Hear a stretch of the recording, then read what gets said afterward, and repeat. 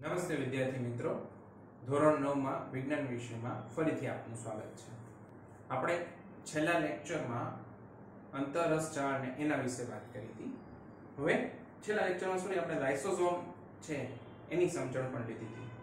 હવે આજના લેક્ચરમાં આપણે ત્રણ જુદી જુદી અંગિકાઓ છે કોષની એની વાત કરવાની છે. આજે સૌથી પહેલા આપણે કણાભ સૂત્ર એની વાત કરવાની છે.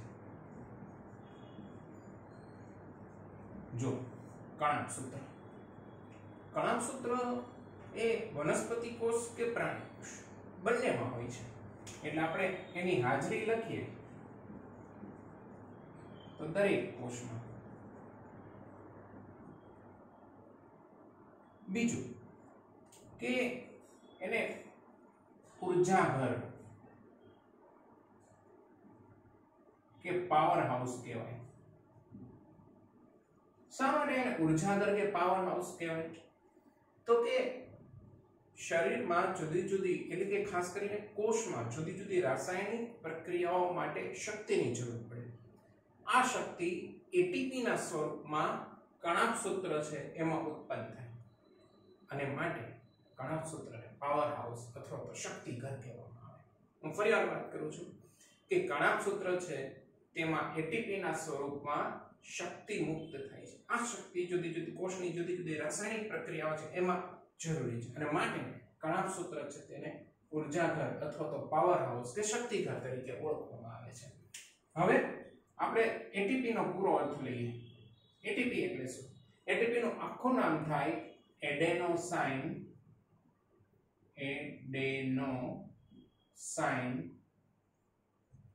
ટ્રાઇફોસ્ફેટ. આ એટીપી છે એને ઉર્જા ચલણ પણ કહેવાય, ઉર્જા કે શક્તિ ચલણ. કોષમાં થતી જુદી જુદી રાસાયણિક પ્રક્રિયા એટલે નવા રાસાયણિક સંયોજનો બનાવવા માટે અથવા તો યાંત્રિક કાર્ય કરવા માટે જરૂરી શક્તિ એટીપી ના સ્વરૂપમાં સંગ્રહ પામે છે. એટલે કે કયા કયા? એક તો યાંત્રિક કાર્ય માટે,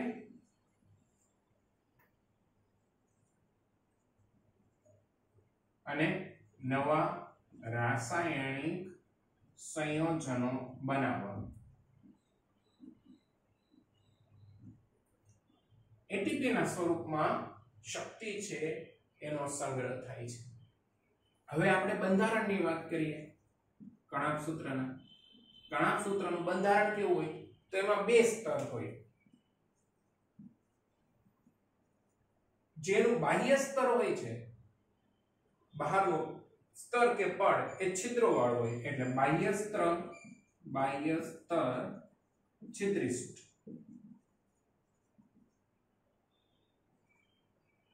જ્યારે એનું જે આંતરિક સ્તર છે એ ઊંડા પ્રવર્ધો ધરાવે. ઊંડા પ્રવર્ધો શા માટે? તો કે આ ઊંડા પ્રવર્ધો છે એ એટીપી ના નિર્માણ માટે જે રાસાયણિક પ્રક્રિયાઓ થતી એને વિશાળ સપાટી પૂરી પાડે. હવે કણાભ સૂત્ર છે એની વિશેષતા. કણાભ સૂત્રની શું વિશેષતા છે?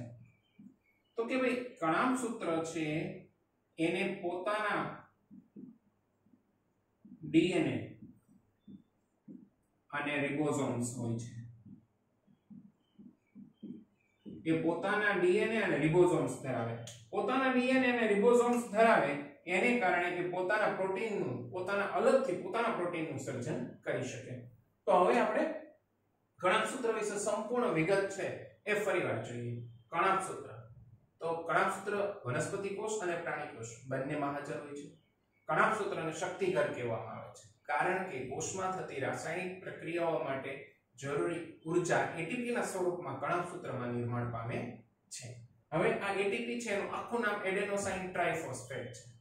એટીપી છે એને ઉર્જા ચલણ અથવા તો શક્તિ ચલણ કહેવામાં આવે છે. યાંત્રિક કાર્ય કરવા અથવા તો નવા રાસાયણિક સંયોજનો બનાવવા માટે એટીપી ના સ્વરૂપમાં શક્તિનો સંગ્રહ થાય છે. હવે કણાભ સૂત્રનું બંધારણ જોઈએ તો કણાભ સૂત્રના બંધારણમાં બે સ્તર હોય છે. બાહ્ય સ્તર હોય કેવું હોય છે? છિદ્રોવાળું. જ્યારે આંતરિક સ્તર હોય છે એમાં ઊંડા પ્રવર્ધ હોય, અને આ ઊંડા પ્રવર્ધો છે એ એટીપી ના નિર્માણ માટે જે રાસાયણિક પ્રક્રિયાઓ, એટીપી ના નિર્માણ માટે નહીં પણ એટીપી ના નિર્માણ માટે જે રાસાયણિક પ્રક્રિયાઓ થાય એની માટે વિશાળ સપાટી પૂરી પાડે.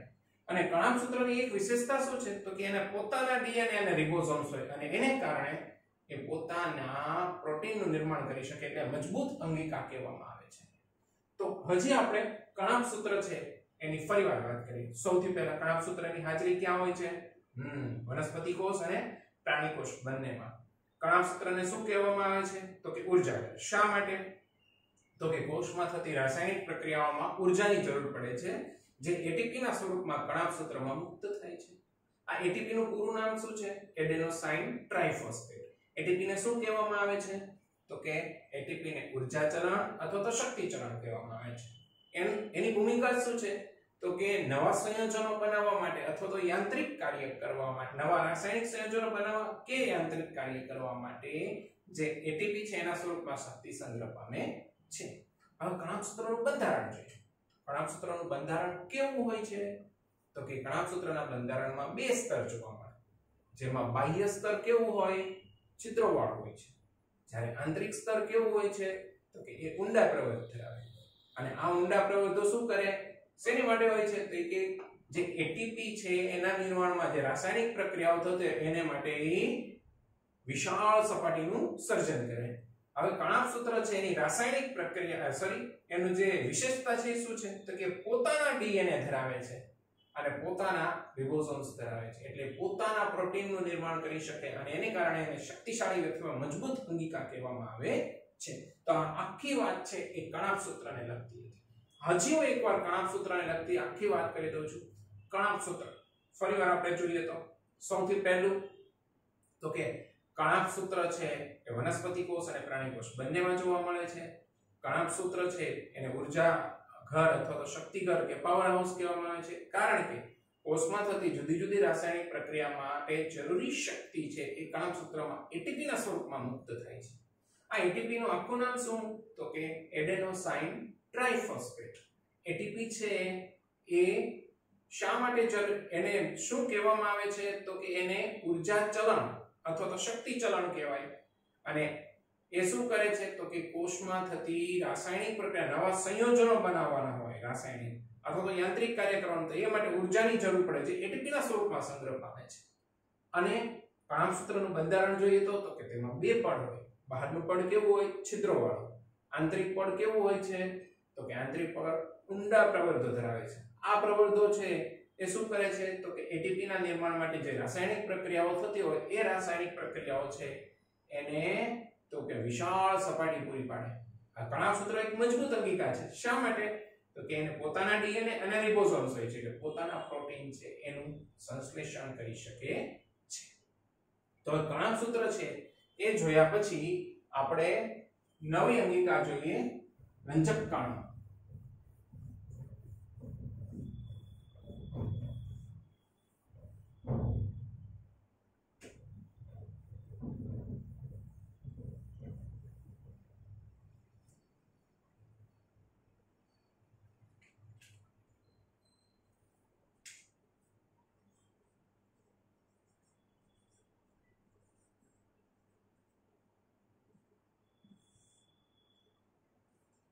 રંજક કણો. રંજક કણો સૌથી પહેલા એની હાજરીની વાત કરીએ તો રંજક કણોની હાજરી શેમાં હોય તો કે માત્ર વનસ્પતિ કોષમાં. રંજક કણો પ્રાણી કોષમાં એટલે વનસ્પતિ કોષમાં. હવે એના પ્રકારોની વાત કરીએ. રંજક કણોના પ્રકારો. તો રંજક કણોના બે પ્રકાર છે. એક છે ક્રોમોપ્લાસ્ટિડ્સ, બીજું છે લ્યુકોપ્લાસ્ટ. જે ક્રોમોપ્લાસ્ટિડ્સ છે એને રંગકણ કહેવાય અને જે લ્યુકોપ્લાસ્ટ છે એને રંગહીન અથવા તો શ્વેત કણ કહેવાય. તો આમ રંજક કણની હાજરી કયા કયા કોષોમાં હોય છે તો કે રંજક કણ છે એ માત્ર વનસ્પતિ કોષમાં જોવા મળે. રંજક કણો બે પ્રકારના હોય, ક્રોમોપ્લાસ્ટિડ્સ એટલે કે રંગકણ અને લ્યુકોપ્લાસ્ટ એટલે કે રંગહીન કણ. હવે આપણે પહેલા વાત કરીએ ક્રોમોપ્લાસ્ટિડ્સ. તો કે ક્રોમોપ્લાસ્ટ એટલે કે રંજક કણ. જો આપણે રંજક કણ છે એ ક્લોરોફિલ નામનું દ્રવ્ય ધરાવે તો એને હરિત કણ કહેવામાં આવે. એટલે કે હરિત કણ એક અલગ મુદ્દો થશે. જો રંજક કણ કયું દ્રવ્ય ધરાવે? ક્લોરોફિલ, તો એને શું કહેવામાં આવે? હરિત કણ. હવે આ હરિત કણ છે એટલે કે હરિત કણની અંદર રહેલું ક્લોરોફિલ એ પ્રકાશ સંશ્લેષણની ક્રિયા માટે ખૂબ જ મહત્વનું છે. એની હાજરી વગર પ્રકાશ સંશ્લેષણની ક્રિયા ન થાય. કદાચ મનુષ્ય અને વનસ્પતિ, પ્રાણીઓ અને વનસ્પતિમાં જ મોટો તફાવત છે, કારણ કે બાકી બધું તો બેયને પ્રાપ્ય છે. કાર્બન ડાયોક્સાઇડ છે, પાણીથી બધું તો પ્રાપ્ય જ છે, પણ વનસ્પતિમાં હરિત કણ અને એની અંદર રહેલું ક્લોરોફિલ બહુ મહત્વનો ભાગ ભજવે છે. એટલે કે જો રંજક કણ એ ક્લોરોફિલ નામનું દ્રવ્ય ધરાવે તો એને હરિત કણ કહેવામાં આવે. અને એ કઈ ક્રિયા માટે અગત્યના છે? તો કે એ વનસ્પતિમાં પ્રકાશ સંશ્લેષણની ક્રિયા માટે મહત્વના છે. હવે બીજું કે હરિત કણ છે એમાં ક્લોરોફિલ ઉપરાંત પીળા અને નારંગી રંગના રંગકણ એટલે કે રંજક દ્રવ્ય પણ હોય છે. એમાં ક્લોરોફિલ ઉપરાંત પીળા અને નારંગી રંગના પણ રંજક દ્રવ્ય હોય છે. જે લ્યુકોપ્લાસ્ટ છે એટલે કે રંગહીન કણ, જે નાની નાની કણિકાઓ છે, એ સ્ટાર્ચ, ચરબી અને પ્રોટીન છે એનો સંગ્રહ કરે છે. તો આપણે હરિત કણ આ નાની કણિકાઓ અને કોનો સંગ્રહ કરે છે? સ્ટાર્ચ, ચરબી અને પ્રોટીન. હવે હરિત કણ છે એ શું ધરાવે? જો રંજક કણમાં શું હોય? ક્લોરોફિલ વાળા રંજક કણ. ક્લોરોફિલ વાળા રંજક કણને હરિત કણ કહેવાય. એ શેની માટે જરૂરી છે ક્લોરોફિલ? તો કે પ્રકાશ સંશ્લેષણ માટે.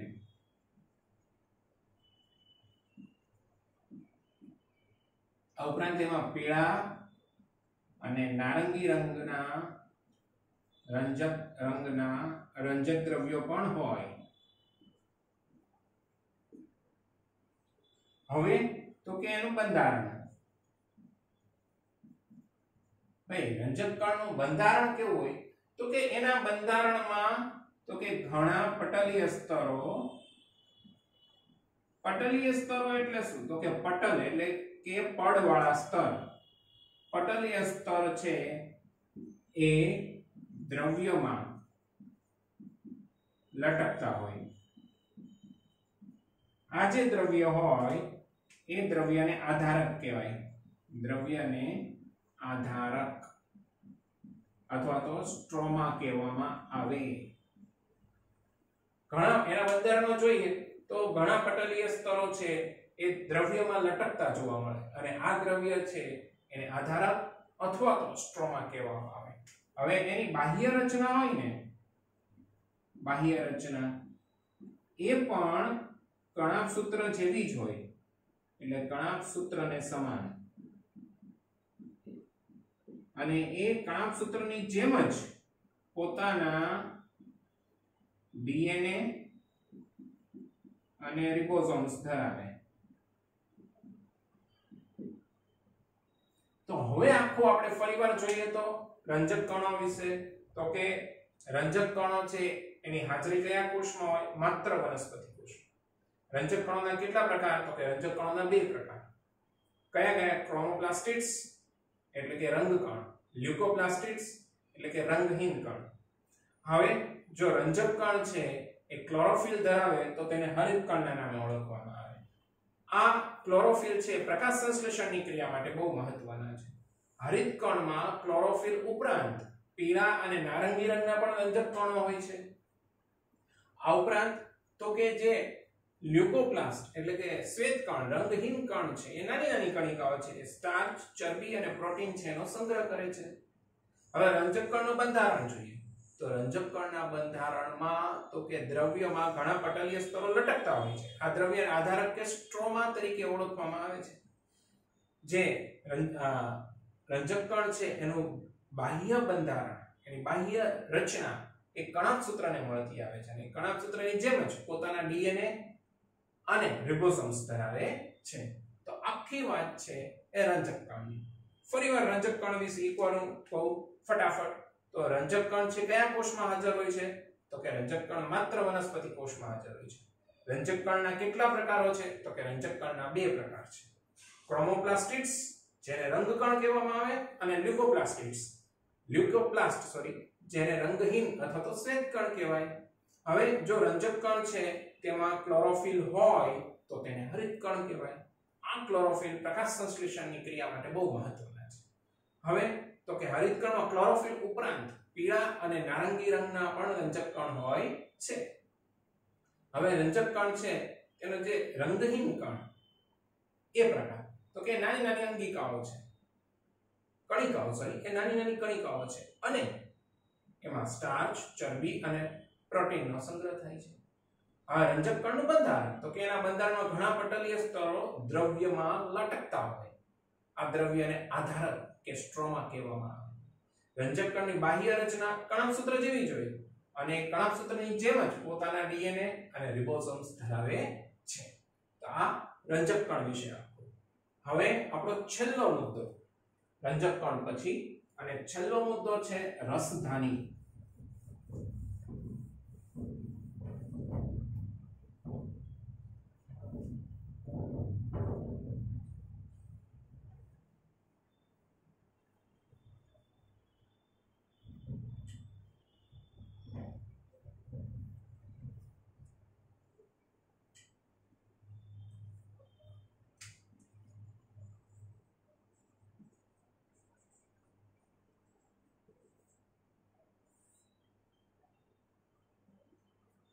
રસધાનીની સૌથી પહેલા હાજરી રસધાની બંને કોષમાં જોવા મળે, પ્રાણી કોષ અને વનસ્પતિ કોષ.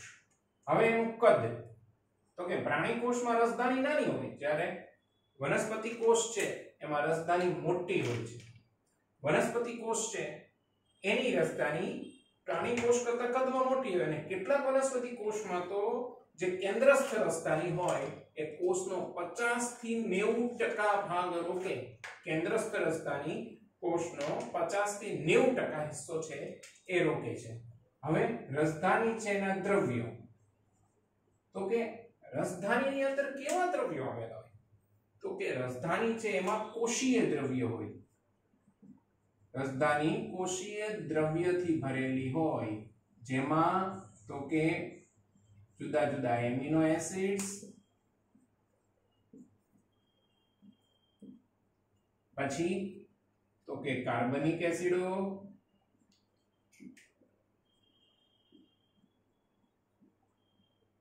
પછી તો કે શર્કરા,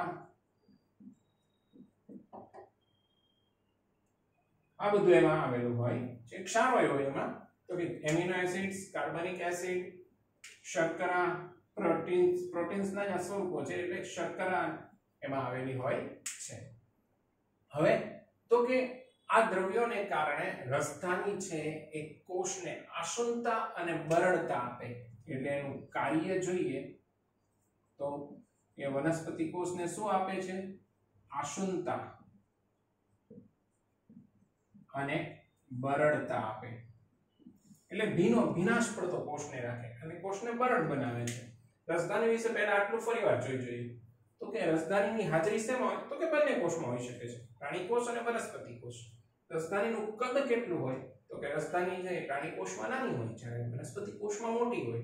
પણ વનસ્પતિ કોષમાં કેટલાક વનસ્પતિ કોષમાં રસધાની છે કેન્દ્રસ્થ રસધાની એટલે કોષ કેન્દ્રિય સાઈડમાં રહી જાય, એકદમ વચ્ચે રસધાની એ કોષનો 50 થી 90% જેટલો ભાગ રોકે. હવે રસધાની છે એના દ્રવ્ય તો કે રસધાની કોષીય દ્રવ્યથી ભરેલી હોય. રસધાની છે એના જે દ્રવ્ય છે એમિનો એસિડ્સ, કાર્બનિક એસિડ્સ, પછી શર્કરા, આવા બધા દ્રવ્યોનો સમાવેશ, એમાં પાણી પણ હોય છે. પછી કાર્ય તો કે કોષને આસુનતા અને બરડતા આપે. સૌથી પહેલા આપણે એની એક વ્યાખ્યા છે એ પુસ્તકમાં આપેલી છે એ પણ સાથે અહીંયા દર્શાવી દઉં છું. એની વ્યાખ્યા છે એમાં આપણે શું કહેવાનું તો કે ઘન કે પ્રવાહી પદાર્થોથી ભરેલી કોથળી જેવી રચના છે. શું છે? ઘન કે પ્રવાહી પદાર્થોથી ભરેલી કોથળી જેવી રચના છે. એની વ્યાખ્યા સાવ સહેલી છે.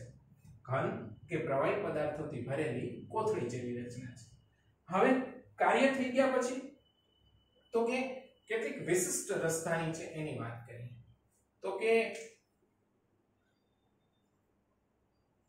અન્નધાની. અમીબા જેવા સજીવમાં છે ને અન્નધાની આવે છે. એ રસધાનીનો જ એક પ્રકાર છે જેમાં ખોરાકનો સંગ્રહ થાય જેનો અમીબા ઉપયોગ કરે. એવી રીતે તો કે કેટલાક એકકોષીય સજીવો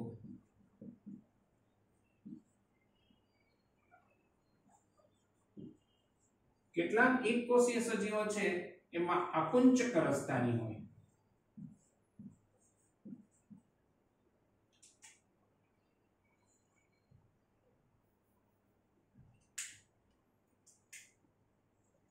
આકુંચક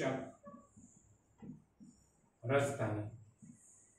આ આકુંચક રસધાની શું કરે છે તો કે કોષમાંથી નકામા દ્રવ્યો છે અને વધારાનું પાણી છે એનો કોષની બહાર ત્યાગ કરે છે. તો હવે આપણે રસધાની વિશે આખું જ જોઈએ તો રસધાનીની પહેલા વ્યાખ્યા. રસધાનીની વ્યાખ્યા શું થશે તો કે ઘન કે પ્રવાહી પદાર્થોથી ભરેલી કોથળી જેવી રચના છે. પછી તો કે રસધાની છે ક્યાં હાજર હોય? રસધાની વનસ્પતિ કે પ્રાણી કોષમાં હોય છે. પ્રાણી કોષમાં એનું કદ નાનું હોય, જ્યારે વનસ્પતિ કોષ છે એમાં રસધાની છે એ મોટી હોય. એમાં પણ કેટલાક વનસ્પતિ કોષમાં કેન્દ્રસ્થ રસધાની છે એ કોષના 50 થી 90% જેટલો ભાગ રોકે છે. હવે રસધાનીના દ્રવ્યો. રસધાની છે એ કોષીય દ્રવ્યથી ભરેલી હોય જેમાં એમિનો એસિડ્સ હોય, પ્રોટીન હોય, સ્ટાર્ચ, શર્કરા, આ બધું જ પાણી, આ બધું જ હોય છે. હવે તો કે રસધાની છે એના કાર્ય તો એ કે કોષને આસુનતા અને બરડતા આપે છે.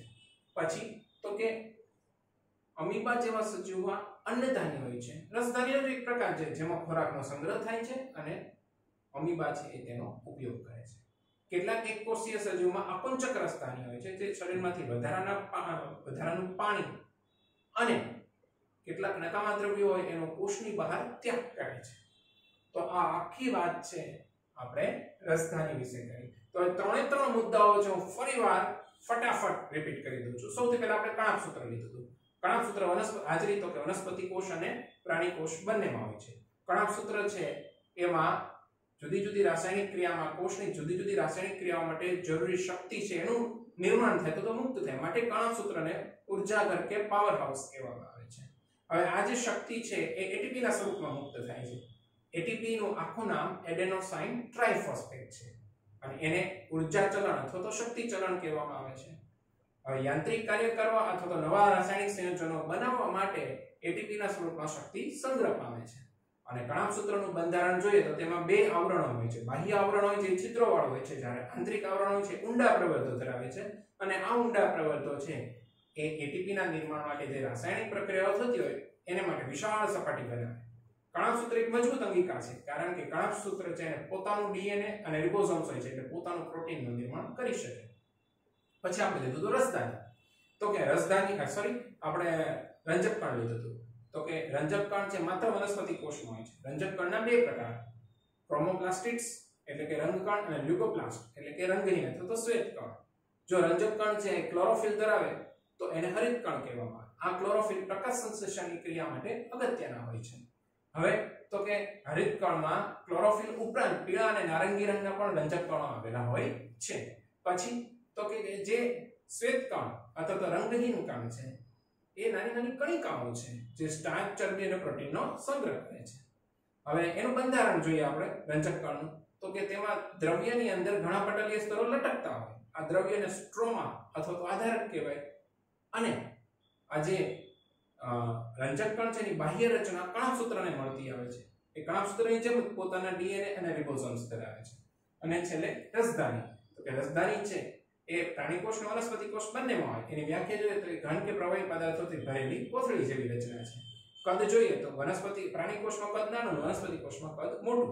કેટલાક વનસ્પતિ કોષમાં કેન્દ્રસ્થ રસધાની કોષનો 50 થી 90% જેટલો ભાગ રોકે છે. હવે રસધાનીના દ્રવ્યો તો કે કોષીય દ્રવ્યથી ભરેલી હોય છે જેમાં એમિનો એસિડ્સ, કાર્બોનિક એસિડ, શર્કરા, પાણી આ બધા દ્રવ્યો છે એમાં હોય છે.